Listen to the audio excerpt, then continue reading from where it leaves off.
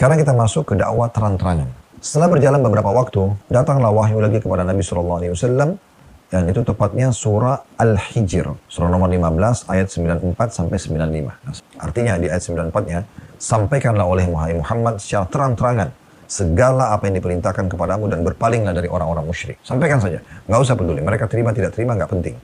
Ayat 95-nya, sungguhnya kami memelihara kamu dari kejahatan orang-orang yang mengolok-olokmu. Aman, kamu akan terjaga. Mereka tidak akan bisa menjangkaumu. Selanjutnya ayat 96-nya, orang-orang yang menganggap adanya Tuhan yang lain di samping Allah, itu orang-orang kafir Quraisy. Mereka sembah berhala-berhala itu.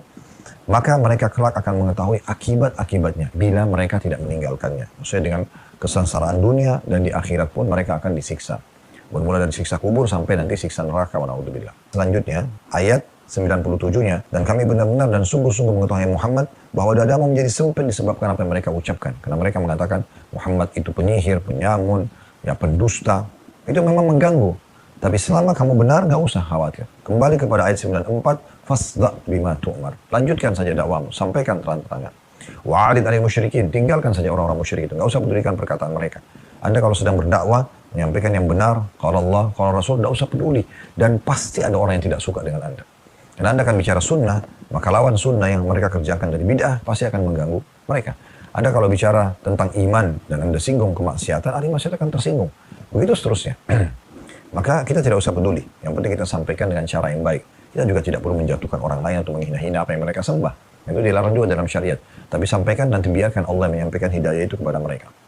Dan ayat selanjutnya, ayat 98, maka perbanyaklah bertasbih kepada Tuhan Muhammad dengan memujinya, dan jadilah kamu di antara orang-orang yang sujud. Kemudian ayat 99-nya, sembahlah Tuhanmu serta kebenarannya sampai datang kepadamu ajal.